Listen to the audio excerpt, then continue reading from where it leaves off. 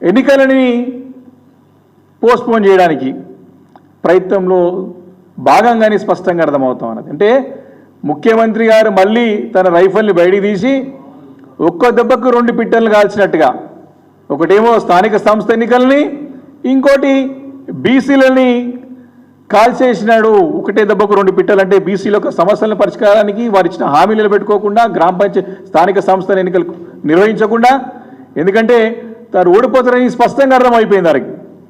కాబట్టి ముఖ్యమంత్రి గారు స్థానిక సంస్థల ఎన్నికల్లో ఘోర పరభావం తప్పదు, ఏ రకంగా దీన్ని దాటివేయాలని చెప్పేసి ఆలోచన చేసి నిన్న వారందరూ బృందంగా కూడగట్టుకొని మరి దీన్ని పోస్ట్పోన్ చేసే ప్రయత్నం చేస్తూ ఉన్నారు.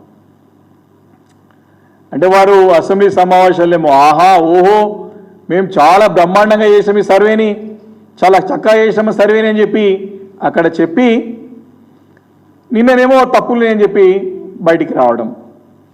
ఇప్పటికి కూడా మీ సర్వేలో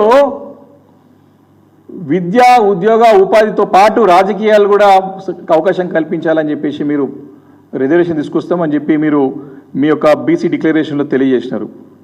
నిన్న ఒకటే అడుగుతున్న ప్రభుత్వాన్ని ఈ సందర్భంగా, మీరు రీసర్వే మీ చెప్పిన విధంగా సింప్లిఫైడ్ సైంటిఫిక్ క్వశ్చనర్ తయారు చేసి మీకు ఏదో సమాచారం కావాలో సమాచారం తీసుకోండి. 75 ప్రశ్నలు వచ్చేసరికి మీరు అంటున్నట్టుగా 16 లక్షల జనాభా కాదు, చాలామంది ఎవరు కూడా మీకు సరైన సమాచారం ఇవ్వలేదు, ఎవరు కూడా మీ సర్వేకి సహకరించలేదు. దాదాపు ప్రజనీకం అంతా కూడా 1-2 నెలల సమయం తీసుకున్న కేసీఆర్ గారు సమగ్ర కుటుంబ సర్వేని మీరు ఎన్ని అడ్డంకులు సృష్టించినా, మీరు పాల్గొదని చెప్పినా ఒకటే రోజుల రికార్డ్ స్థాయిలో చేసి ఆ రిపోర్ట్ల ఆధారంగా 10 సంవత్సరాలు చక్కటి పరిపాలన మరి అందించినటువంటి సంగతి, చక్కటి స్కీమ్లు రూపొందించిన సంగతి ఈ సందర్భం గుర్తు చేస్తున్నాను. మీరు వ్యతిరేకించిన ఆ రోజు మరి మీకు నిజమైనటువంటి సమాచారం కులగణన పైన మీకు క్లారిటీ రావాలంటే మీకు అవసరమైన క్వశ్చన్స్, మీరు ప్రతి ఇంటికి పోయి గొర్రుందా బర్రుందా అని చెప్పేసి అంటే ఏంది అసలు క్వశ్చన్స్ ఏంది అవి? మొన్న వచ్చింటే 75 క్వశ్చన్స్ ఫస్ట్ డేనే మేము అందరం అపోజ్ చేసినాం, దీని నుంచి మీకు సమాచారం రాదని చెప్పినాం. కాబట్టి సింప్లిఫైడ్ సైంటిఫిక్ క్వశ్చన్ తయారు చేసి రీసర్వే మొట్టమొదటి చేస్తే మీకు సరైన సమాచారం వస్తుంది, చట్టం ముందు నిలబడుతుంది, మనము న్యాయస్థానాల ముందు ఫైట్ చేయడానికి అవకాశం ఉంటుందని చెప్పి ఈ సందర్భంగా నేను మనవి చేస్తా ఉన్నాను. మీరు స్పష్టంగా ఇచ్చిన హామీలు బీసీ డిక్లరేషన్లో 6 నెలల్లోనే, మొదటి 6 నెలల్లోనే దీనికి చట్టబద్ధత ఇస్తామని చెప్పినారు. ఆ రోజు ఏ రకంగా చెప్పినారు మరి? ఆ రోజు మీరు 6 నెలల్లో చట్టబద్ధత ఇస్తామని చెప్పినారు. మీరు దాంట్లో 42% రిజర్వేషన్ చేస్తామని చెప్పినారు. మీరు 20,000 కోట్ల రూపాయలని సంవత్సరానికి బడ్జెట్లో కేటాయిస్తామని చెప్పినారు. మీరు అన్ని అంశాలను అంటే మీరు బీసీ డిక్లరేషన్లో మీరు ఇచ్చినటువంటి అంశాలన్నింటినీ కూడా పోకుండా ప్రధానంగా స్పష్టంగా తెలియజేసిన మొదటి 3 అంశాల గురించి మేము ప్రశ్నిస్తా ఉన్నాం.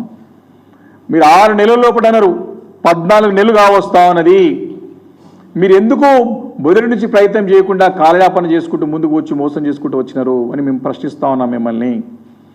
మీరు నిజంగానే చిత్తశుద్ధి ఉంటే, మీకు నిజంగానే చేయాలని ఉంటే మీరు మొన్న అసెంబ్లీ ప్రత్యేకమైన సమావేశం ఏర్పాటు చేసిన రోజు మీరు మాకు పిలుపునిచ్చి 11 గంటలకు రమ్మని చెప్పి కులగణన అంశం అనేది తీసుకువచ్చి రాగానే సభకు రాగానే చల్లగా కులగణన అంశం అని చెప్పి చర్చిస్తారేమనుకుంటే జనగణమన మాట్లాడిపించి తోక ముడుచుకొని పోయి ఇంకా మేము ప్రిపేర్ కాలేదు అన్నీ తయారు చేసుకొని వస్తామంటేనే మీ సీరియస్నెస్, మీ కమిట్మెంట్ బయటపడ్డది. ఆ రోజు మీకు దీనిపైన చిత్తశుద్ధి లేదు, కేవలం దీని రాజకీయ అంశంగానే వాడుకుందామనే ప్రయత్నం చేస్తున్న స్పష్టంగా అర్థమవుంది.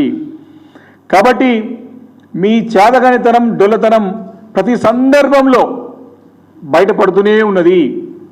కాబట్టి మేము కోరుతా ఉన్నాం, దీన్ని నిజంగానే చేయాలంటే అఖిల పక్షాన్ని ఇప్పుడు కాదు మొదటే పిలిచేట అవసరం ఉండే సందర్భం ఉండే.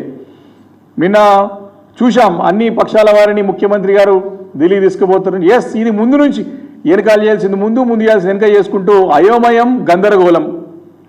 ఈ ప్రభుత్వం యొక్క తీరు మొదటి నుండి కూడా వారయోమయం ఉంటూ ప్రజల అయోమయం చేస్తూ ఉన్నారు, గందరగోళాన్ని సృష్టిస్తూ ఉన్నారు.